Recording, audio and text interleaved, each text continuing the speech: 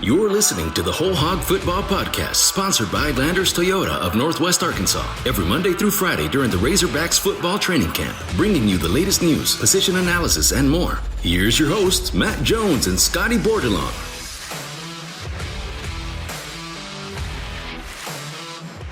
Arkansas went through a shorter practice Friday as it gets ready for its first scrimmage of the preseason. The Razorbacks will scrimmage Saturday morning inside Razorback Stadium. Matt Jones joined by Andrew Joseph and Scotty Bordelon of WholeHogSports.com. Scotty has just gotten off the practice field. Scotty, what were some of your takeaways from watching the team today? Yeah, I think I finally got to lay good eyes on Drew Sanders, and there was, I reported in the observations the first few days of practice that he wasn't going through fastball starts and whatnot. He's got a black leg sleeve on his left leg. Maybe that could be kind of it, where they're maybe trying to limit a few of his reps and keep his load a little bit lighter. But he was not with the defense in the first period of practice, which we weren't allowed to video or take photos of that. Instead, Jordan Crook lined up at linebacker in his place, and then right when I think it was the end of period 3 or 4, we were walking off the practice field, and I think Arkansas was about to do some good-on-good work, and Bunkerpool and Drew Sanders were both out there. So I think it's pretty safe to say that Drew Sanders is fine. One of the things, too, after the first fully padded practice of the preseason on Thursday, Arkansas was back in helmet, shoulder pads, and shorts today. I think they're just trying to get everybody into the weekend, into that first scrimmage. Sam Pittman said on Thursday that, he didn't think that the first scrimmage was, necessarily more important than, the first fully padded practice. But you might see some depth chart things, begin to shake out, at least in the coach's eyes, in that first scrimmage. But, I think even though they're not fully padded today, it's still, semi-live. They're not taking anybody to the ground, but they are still being pretty physical. I think what happens, and we've seen this quite a bit, not just with Pittman, but with other coaches, is that when you have a player like Sanders, who you know what the capability is with him, right? I mean, big time recruit, has been at Alabama. They liked what they saw out of him out in spring ball, and from all indications, what they've seen from him, in the time that he's practiced this preseason, there's really not that push to put him on the field too much, Scotty, because it feels like he's a little bit of a known commodity. Yeah, for sure. I think that's why his spring was so big, and they've got, I think, ultimate confidence in him that he can be a really tremendous complement to Bumper Pool, just another guy that can run sideline to sideline, probably faster than Bumper. But I think both of those guys have a mentality that they're going to hit whatever runs at them, and if it doesn't run at them, they're going to go run it down. I think Drew is more than capable of doing that, and I think that's why I think limiting maybe a little bit of his workload. Maybe if it is a calf, you kind of need your calf to run, man. It's an essential part of that. But when they were doing things today, he was out there, so I don't think it's anything serious at all. But I think more than maybe just to couple his workload a little bit, you're still in that evaluation process with the rest of your linebacker group, and I think Jordan Crook, Pooh Paul, Jackson Woodard are in the mix for snaps too, and I think they just want to get those guys a little bit more action to see who they might run out there and who they trust on Saturdays. Yeah, Sam Pittman, not to say that Sanders is dealing with any type of injury. We don't know what's going on there, but Sam Pittman did say earlier in practice something, Andrew, that stood out to me. He said you can look at an injury as a positive or as a negative, and the way he views it, at least in terms of practice, is that it allows other players to get in and get reps in positions that they might not be able to. Yeah, to your point, I think he was asked about if they would go to full tackling anytime soon. And he said that the depth they have may not be as good as some other teams in the conference, which really perked my ears up when he said that, because I think depth is something that I would assume is taken care of in the offseason before you get to this point, because now that you're here, there's not a whole lot you can do to add talent, maybe a late addition from the portal after the preseason camps, but then you're getting a guy that's a lot farther behind. And so when you have those injuries occur, you would like to already have those guys in your program and have that depth already. One example of an injury kind of being a positive maybe in the long run, I remember late in Sam's first season, I think Arkansas had an injury at cornerback, and then that kind of threw Ladarius Bishop into the fire. I think it was against Alabama. He ended up going out and having, I think one of his best games in a game that, gave the coaches a little bit of confidence to, throw him out on the field. And I mean, he's got really, really good speed. So I think they just, because of that injury, I think they saw a lot of potential in Ladarius. And right now, I mean, a couple of years later, he's, still fighting for a starting spot. But I think that's because it's kind of where it all started. So coaches can see your potential, just kind of as a result of something fairly unfortunate happening. So, Scotty, you mentioned Drew Sanders. You mentioned some of the linebacker. What, you didn't have a whole lot of time to watch him today, but were there other things that stood out to you? I paid fairly close attention to, quarterbacks and receivers throwing on air. Probably, I remember I walked that way because I wanted to try to get a clip of Sam Pittman walking that direction. He kind of moses around the practice field to different position groups and different drills, and he probably stood 25 or 30 yards facing the quarterbacks as receivers ran toward him. And I think he would probably say the same thing. There were a few too many balls on the ground today. Saw some drops. I think Bryce Stevens, Jaden Wilson maybe had one. There were just some balls from quarterbacks that weren't exactly on the money. I wouldn't say that it got sloppy per se, but probably a few too many balls on the ground for Sam and Kenny Guyton's liking. Still just really impressed with Mattlanders' speed. He's got really easy speed. Warren Thompson, I think, is a guy that a receiver with Hazelwood and Mattlanders kind of taking some of the headlines in camp. He's having a really steady camp too. And Sam said on Thursday that maybe he's improved as much as anybody a receiver. So I was paying close attention to him. Isaiah Satania's got really good burst off the ball. And I know we talked about him earlier in the week just as a guy that maybe Kendall Briles uses as maybe one of those scat backs and like wide receiver reverse or something like that, just to get his speed and his elusiveness on the field. He's got pretty good hands too. I think he's impressed the coaches that way. I think Takis Crawford is still working with the second team at right tackle.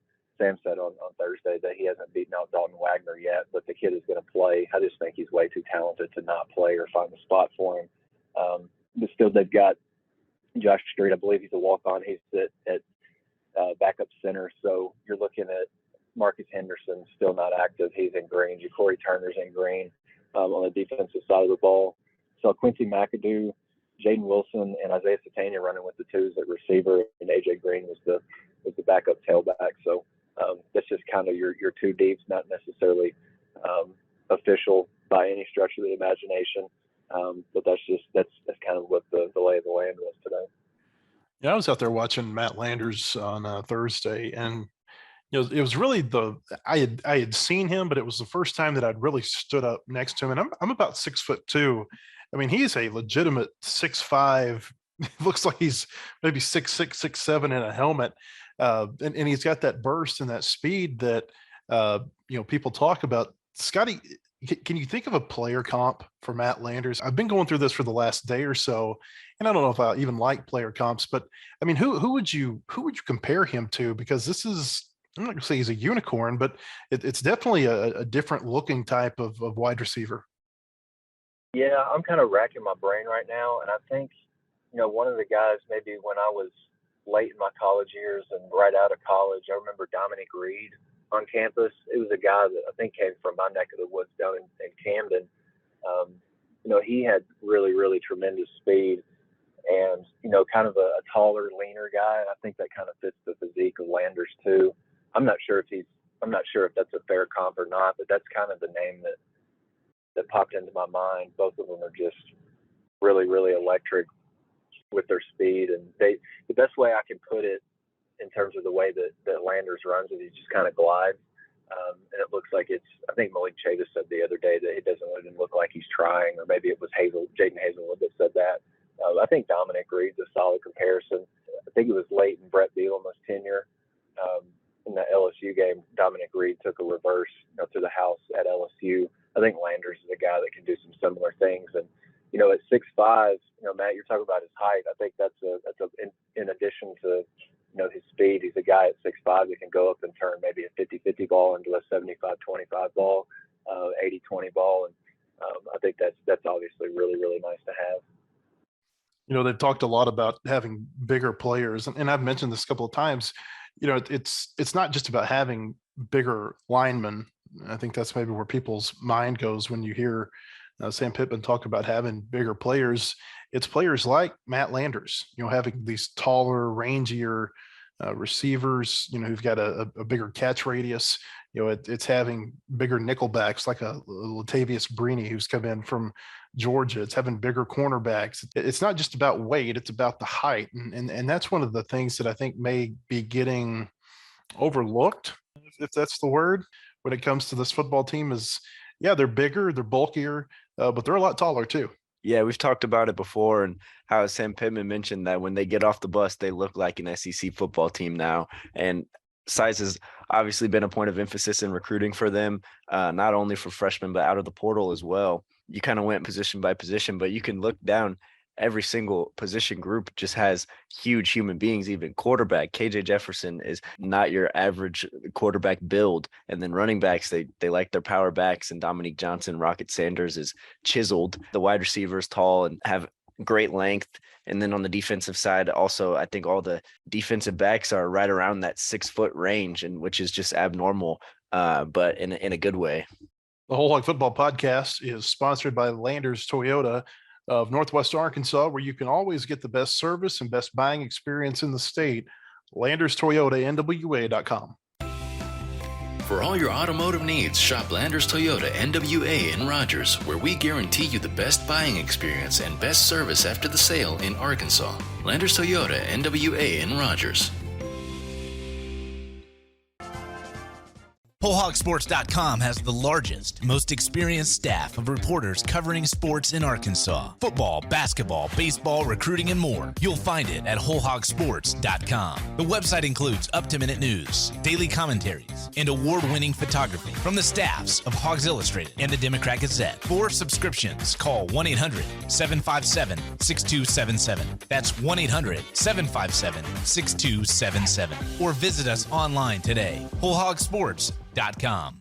Want more coverage of your home team? Download the Whole Hog Sports Video on Demand app. Check out the Fan Zone and get up-to-the-minute videos, podcasts, and features on football, basketball, baseball, recruiting, and more. Search for Whole Hog Sports on Apple TV, Roku, and Amazon Fire at home. And take it with you on the go by downloading it for your mobile device in your app store. The Whole Hog Sports Video on Demand app. Get it today. Welcome back to the Whole Hog Football Podcast. Each day on the Whole Hog Football Preseason Podcast, we take a deeper look at a position on the Razorbacks roster.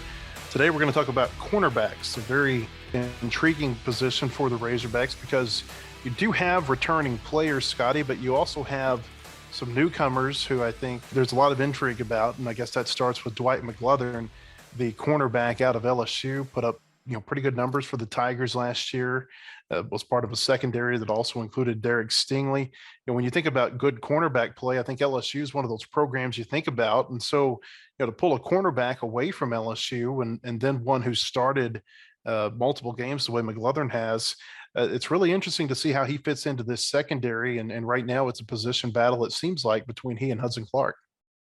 Yeah, I think you're right. And I think McGlothern is going to be a guy that's going to be really, really tough to keep off the field, just because he, by all accounts, like I know I've asked about McGlothern, several times in the spring and a couple times this fall, and the first thing you hear about is the confidence that he plays with and the swagger that he brings to the cornerbacks room. And I think I'm not saying that that's something necessarily that Arkansas has missed in the past, or not had in the past, like a cornerback that would get in your face and just kind of let a receiver know he was trash after he broke up a pass or whatnot. But I think he could bring an element of that. And I don't think that's a negative thing at all. Like, you want your corners to be really confident in themselves and, have a little bit of gamesmanship about them.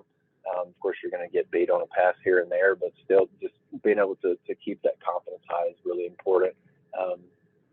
Hudson Clark, I think he flashed early in camp with what we heard, it was a one-handed pick of KJ Jefferson where he kind of sat down in his zone and came down with a really impressive interception. And I remember talking to KJ after that practice. I could see the look on his face. It was really eating him up, just letting Hudson pick that ball.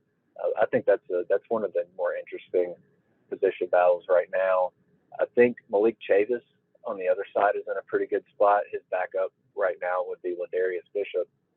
And listening to Dominic Bowman talk the other day, I think he thinks that Chavis has got some pro-like qualities to him. Just if he keeps at it and keeps developing and progressing at the rate that he is. He's really long, really fast, and if he does get beat, he's got pretty good recovery speed. But on the side opposite of Chavis, I think McLaughlin and Hudson Clark are in a pretty good battle. And not to say that the first scrimmage isn't important, because I think anytime you have a scrimmage, it is important. It's like, it's like the test for the teacher, just to see how the kids perform after a week of learning and battling it out in position group drills and whatnot. But, I think maybe one of those guys can make an impression and head into the second full week, maybe with the depth chart looking a little bit different. Maybe McLaughlin jumps ahead of Clark, but maybe Hudson has a good day and he stays put, keeps it status quo. Yeah, I'm not exactly sure how tight that battle has been going into camp and up to this point, but I know yesterday we got to watch the one-on-ones with the DBs and the wide receivers, and McLaughlin couldn't have had a better day. I think he won every rep, didn't give up a catch, had multiple pass breakups, and then on the flip side, Hudson Clark got beat twice by Warren Thompson for a couple touchdown catches, one in which he got caught flat-footed, and kind of everyone in the background was hooping and hollering as it happened. So I'll be interesting to see if that maybe shakes things up on the depth chart. Sam Pittman was asked about McLaughlin during the SEC Media Days in Atlanta last month, and I loved his comment. We're going to play it for you right now. For us, Dwight McLaughlin is a guy we think can play man-to-man cover corner. More importantly, he thinks he can play man-to-man cover corner, and he can. He's long. I like him a lot.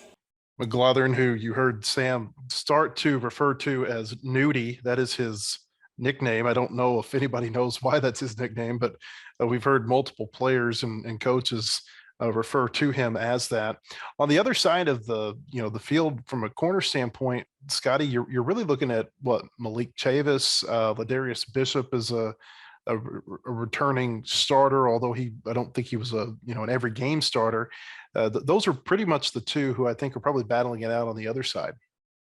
Yeah, like I said, I think it's Chavis's job to lose right now, and that's I wasn't expecting this to kind of play out the way it has, because Chavis, he started at Arkansas as a safety, and I think they liked him back there. But I mean, it's really hard to argue with the move of putting a guy with as much range and length and speed like Malik Chavis, and he's another one of those guys too, y'all, that mentioned just being a bigger, taller team.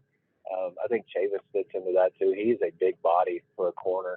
I think if he goes out and has a good season, he could be a guy that maybe jumps on some maybe mock drafts or just get in the NFL scouts radar. I know there's been several scouts from maybe a dozen teams that have come out to camp that I've seen so far, and I wouldn't be surprised if he's maybe turned some heads just with his sheer size. And then once you watch him play, I think he's kind of a natural fit at corner. Like I said, he's got all the tools, the speed, the length, and the intelligence too. And Dominic Bowman sure thinks a whole lot of him, because Ladarius Bishop might be, man for man, he might be the fastest guy on the team, but just having speed is not going to get you on the field, especially with Dominic Bowman. I think you got to be really, really technically sound and, just able to follow game plans to a T. And it sounds like Malik Chavis is the guy I think it's his job to lose right now. And maybe behind Ladarius Bishop might be a guy like Kari Johnson, maybe battling Ladarius Bishop for that 2 spot. Kari Johnson was a guy in the spring that I was really impressed with. His physicality just really, really stood out. And he was a guy, kind of I mentioned that McGlothern might be, just in terms of an in-your-face corner that, he'll pop you in the head and then let you know about it. I think Kari Johnson is kind of cut from that same cloth. But right now I think it's Chavis, Bishop, and then maybe on Bishop's tails, Kari Johnson might be there. I want to talk about Hudson Clark for a second. Of course, he had that big game against Ole Miss where he had the breakout in 2020 with the 3 interceptions. He's also been beaten in a number of situations, but he continues to be, near the top of the depth chart. Scotty, do you think this is something where Clark shows the coaches something different in practice than maybe what he shows all the time on game day? Do you think people are maybe overly critical of him and some of the, the things they see from him in games? Just what do you see from Hudson Clark and what do you see from him as far as his potential over the next 12 games, maybe 13 this year? Yeah, if I had to put my finger on it, I would just say that he's a guy that's attentive to detail and probably a guy that is technically sound enough to where he's not going to get beat over the top several times a game. Like no cornerback that's played a while doesn't have a burn on their track record. But I think Hudson Clark kind of gets a little bit of a bad rap sometimes because maybe doesn't have all the athleticism that you would like to have in a corner. Because you look across the field and Malik Chavis is just like, he's oozing athleticism. But I think some people just underrate Hudson Clark a little bit, but he's got good size too. I think he's 6'2" or 6'3". And I remember talking to his parents after that 3 interception game in 2020. And I remember his dad, Travis, was like, people always want to pick on Hudson and then until they see him leap. I mean, the kid can really jump. He can really jump. And I think some of that helps a lot, like when a quarterback, maybe throws a ball to a receiver that's maybe you'd call it a 50-50 ball. I think Hudson can go and make plays on that. And then he's capable of making plays like he did early in camp, coming down with a one-handed pick of KJ, who, last season did a really, really good job of keeping the ball out of harm's way. Really very few interceptable passes. I just think he's pretty technically sound and is a guy that's just not going to get beat over the top. Maybe they do pick on him a little bit when he is on the field, but I think he can limit the damage, maybe 8 to 12 yards versus, 25 or 30 or even more, maybe on a deep ball score. I just think that he kind of eliminates those big plays. And then, of course, an extension to cornerback is the nickelback position.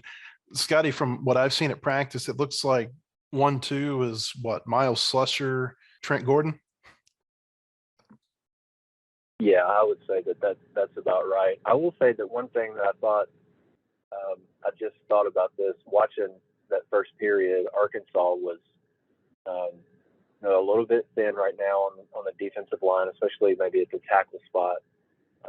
With Torian Carter and a guy like Cam Ball out right now, and Marcus Miller too. So maybe they're without 3 bodies there, but they went with a 3-down line, and you saw Miles Slusher out there, another guy like Jaden Johnson at safety. I think that he can be a guy too. That guy can move well enough that he might be able to see some time at nickel before it's all said and done. I think Trent Gordon is an option there. I'm not certain that we would really see just a ton of Trent Gordon right now because he was a guy that came in. He was a transfer from Penn State. Like, you get a defensive back from Penn State, you really like what you get, but it just hasn't seemed like it's worked out with him, whether it's injury or just guys performing better than him to this point. But I think that Miles Slusher is your A1 nickel right now. He's a guy that brings really a whole lot of versatility because he can slide back to safety too. Really good at surveying the field, and obviously he's kind of in that same mold as a guy like Greg Brooks, but I think a little bit of a better tackler, more of a willing tackler, a little bit more physical maybe than Greg Brooks was. So I think you're going to see a whole lot of Miles Slusher this year, and maybe he's a guy that has a year. He had pretty good games, but wasn't able to stack like good game on top of good game on top of good game. But apparently at this point, they really like what he's giving them right now at nickel. Yeah, I think the way Barry Odom uses his defensive backs and plays, sometimes 6 on the field at a time is going to give a lot of reps to a whole bunch of different players and get a bunch of different looks in. And a guy I'm interested to see would be Jaden Johnson in that nickel spot. Bigger guy, he's about 6'2", 220, and he can step in and play the run when needed. And I think he's a guy that Sam Pittman really likes. He made 3 starts as a freshman last year, so I could see him maybe progressing and getting a few more starts and some more action. Jaden Johnson's a guy that, he'll hit you in the mouth and he'll let you know about it too. And I know I've said that a lot, but anytime you get a defensive back that does that, it kind of piques my interest because it's, not every day that you see a guy that, has the swagger to do that. I remember, I think it was in Jaden Johnson's first fall camp, Joe Fouché, ironically enough, was the guy, he's at LSU now after he transferred down there with Greg Brooks, but he was a guy that really remarked and just really praised Jaden Johnson because of his size at his age. I think Jaden Johnson is another one of those guys that is going to be pretty tough to keep off the field too, just because he's littered with talent. He's a bigger body, so he can come down and, if you want to, stuff the box with another defensive back, I think he's a prime candidate to do that. Let's end on this. They're going to scrimmage Saturday. Scrimmage is going to be closed to the public, closed to the media as well. So the accounts that we get of the scrimmage are basically going to be coaches and players' accounts. What are you most interested in hearing about from their first scrimmage? I think maybe for me, what kind of pressure, if at all, is the defensive line getting? Are they even creating plays in the offensive backfield, tackles for loss? Obviously not going to be tackling the quarterback to the ground, but maybe touch sacks. I'd be kind of interested in that just to see who's getting back there. I think there are options at the end with Jashad Stewart and Zach Williams. I think those guys are plenty capable of getting into the backfield and creating some havoc. But I'm waiting on maybe a Jordan Dominic, Landon Jackson, guys from Georgia Tech and LSU respectively. I think those guys are having better camps in the last few days than maybe the first couple.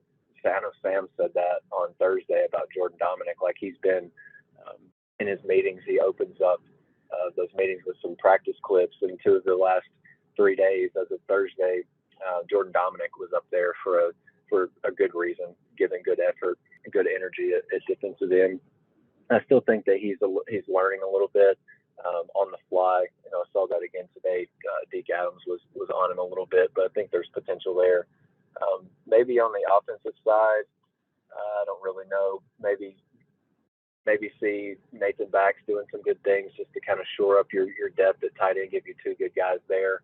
Maybe Tyrus Washington could give you something.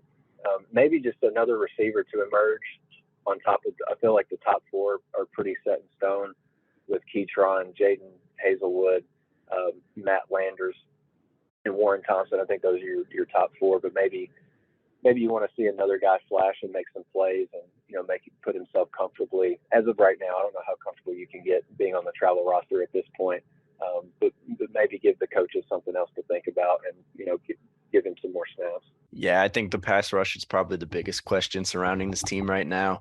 So I'll be interested to hear about that as well. And then on the offensive side of the ball, I really want to know who's going to step up and be that number 1 receiver for KJ Jefferson. I think the leading candidate in that room was Jaden Hazelwood from my perspective, until we started hearing all this praise for Mattlanders. And then just the other day, Warren Thompson had a show out day. So there's just so many different guys that I could see stepping up and filling that role. And I'm looking forward to see who actually rises up to that challenge.